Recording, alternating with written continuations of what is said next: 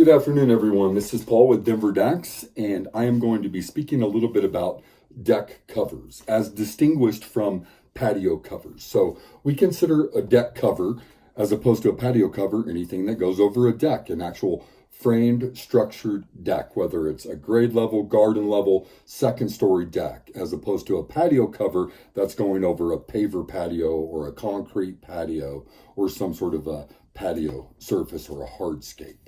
But in a deck cover scenario, if you're in a grade level application and it's a two-story home, you have virtually all three options of roof styles. You have a shed roof that attaches to the house and comes directly off to support posts. You have a gable roof, which is an A-frame that sheds to the side and actually carries back to the house. And then you have a hip roof, which is like a gable roof with a shed across the front. So the most affordable is always going to be a shed roof. And the reason being is we're going to attach it, we're going to ledger it to the house, and then we're going to get our proper pitch, and then we're going to put in our proper amount of caissons.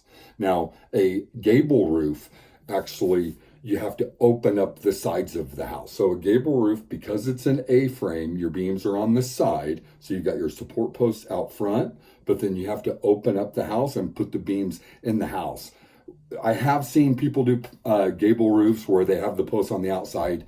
It's definitely not recommended. Building departments don't like to see it that way, and it just doesn't look right. It doesn't look thought out. So we always want to make it look like it came with the home. That's what we specialize in, is building covers, deck covers that look like the builder installed them. So we're matching all of the existing conditions with the eaves and the shingles and the pitches as much as possible.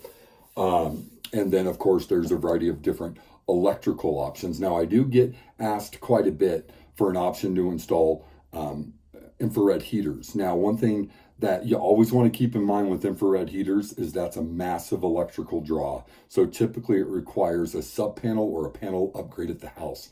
It draws 220 just like your range and just like your washer and dryer or a hot tub. So it ends up adding a lot more than most would think. So back to the styles, shed roof's the most affordable, and then a gable and a hip roof are fairly similar in cost. Now that's if you're able to attach in between a first and a second story. Now, if it's a grade level deck and it's a single story home, or it's a second level deck on a walkout ranch, then usually you're going to have to go with the gable roof that's actually carrying back up onto the existing roof line. Now, again, because we specialize in matching existing conditions, there are certain things that we do to get that to tie in properly. Let me see, what else? All structures require a permit, and we handle that process for you. We're licensed, and I believe there's 41 different building departments in the city, and we're licensed in all 41. So don't let anybody tell you the project does not need a permit, because it does. It's never cost prohibitive to pull a permit, and ultimately the building department's making sure that we're doing our job accurately. Having already mentioned that we do specialize in building structures that look like they came with the home, we also build custom structures with cedar elements that are more of a contrast to the existing conditions. So those are certainly an option. You can view many of our photos on our website, as well as our Google listing, as well as our Yelp listing. You just pull up Denver Decks on Yelp or Google, and you can see a lot of those different photos. The one thing that we don't do when it comes to a roof structure is we don't do any of the painting. And the reason being is we believe, as a professional contractor, that you hire the right company for the job. And if you put a paintbrush in a carpenter's hand, you get a carpenter's quality paint job. But if you put a paintbrush in a painter's hand, you get a painter's quality paint job, right? So if we're matching existing conditions, which we traditionally do, all that material is going to be a pre-prime manufactured material. That's typically what's on most homeowners' houses. So it's ready for paint. And because it's not a huge space, I would say most homeowners go ahead and just paint it themselves the first time. And then the next time they're having the house painted, they just have that included in it.